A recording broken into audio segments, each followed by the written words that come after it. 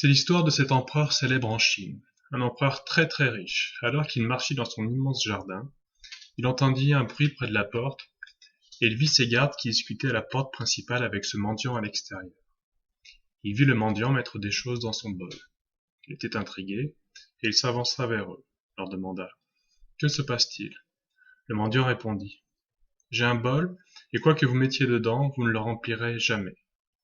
L'empereur répondit: C'est ridicule, parce que je suis l'un des empereurs les plus riches du monde. Je possède tellement de richesses que de toute évidence je peux remplir ce bol. Il mit une de ses chaussures dans le bol, et elle disparut. Il prit une chaussure de l'un de ses gardes, la mit dans le bol, et elle disparut à son tour.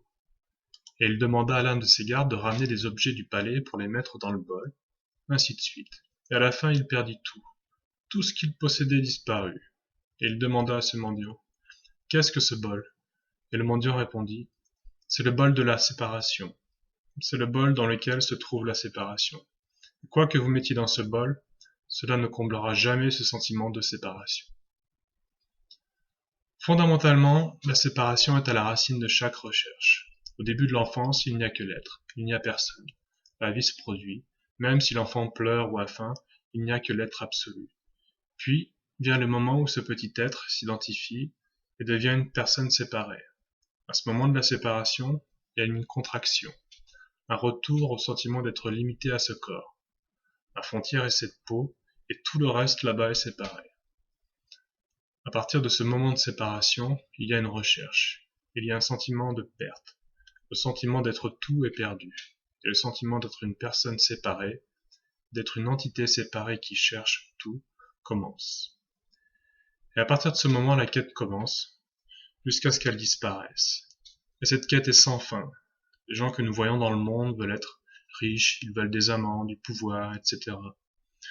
Nous voyons que le monde est ainsi. Et ce que chacun d'entre eux essaie de faire, c'est de remplir ce bol. Chaque désir est le désir de rentrer à la maison. Et la maison, c'est le tout. C'est absolument tout. C'est être tout, ce qui est bien sûr notre origine. Donc l'unité surgit en tant que tout, et ensuite joue le jeu d'être séparé. La clé de la séparation n'a absolument rien à voir avec l'apparente personne séparée. Nous grandissons et nous nous sentons séparés. Nous grandissons, nos parents, nos professeurs, nos patrons, nos femmes, nos maris nous apprennent que nous sommes séparés et que nous vivons dans un monde séparé. Et il n'y a absolument aucun doute que nous avons le choix. Je suis un individu séparé, je dispose d'une volonté propre, je peux choisir que ma vie se déroule bien ou pas. Ce que nous voyons dans le monde, c'est un besoin énorme pour les gens que leur vie se déroule bien. En fait, ce qu'ils font, c'est essayer de combler ce sentiment de perte. C'est comme si quelque chose avait été perdu. La plupart des gens vivent toute leur vie comme ça, en essayant de combler ce sentiment de perte. Pour quelques personnes, gagner de l'argent, gagner beaucoup d'argent, acquérir du pouvoir ou autre chose, n'est pas suffisant. Il y a toujours ce sentiment qu'il manque quelque chose. Les gens cherchent donc ce qui leur manque dans la religion, la thérapie ou dans la quête de l'illumination. Pendant tout ce temps, il y a cette conviction absolue qu'ils sont des individus séparés, qui peuvent faire le choix de combler ce sentiment de perte. Et vous êtes naturellement attiré vers un maître illuminé qui suppose que vous êtes un individu séparé, que vous avez besoin de méditer, de pratiquer l'enquête du soi, ou d'abandonner l'ego pour trouver ce que vous cherchez. Tout ceci est l'ignorance. C'est ainsi que le jeu continue. Le christianisme, le bouddhisme, tout cela est la quête de l'individu séparé, la quête de quelque chose qui déjà est. Ce que nous cherchons est déjà ceci. Mais aussi longtemps qu'il y a quelqu'un qui cherche, cette plénitude ne peut être vue. Parce que cette plénitude est atemporelle. La quête se déroule dans le temps. La quête, c'est ça va se produire quand je méditerai.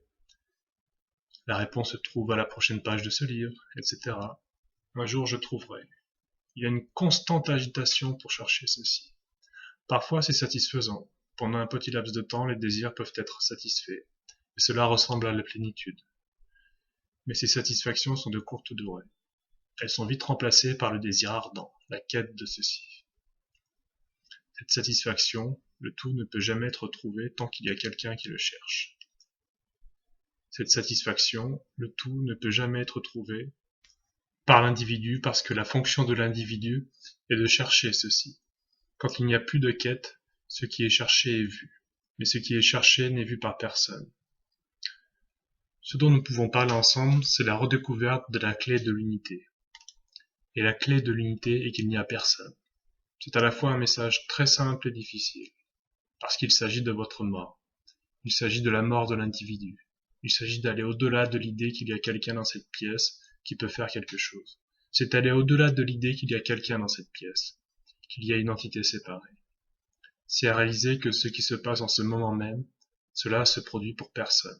Il n'y a personne à qui cela arrive. Le sentiment tout entier d'être séparé et que ce qui arrive vous arrive à vous. La libération est la réalisation que tout ce qui est ceci. Tout ce qui est ce qui se passe. Cela se produit dans le vide. Tout ce qui est assis dans cette pièce est le vide. Il y a un corps qui a des sensations, un esprit qui pense, mais ce n'est le corps et l'esprit de personne. C'est simplement ce qui se passe.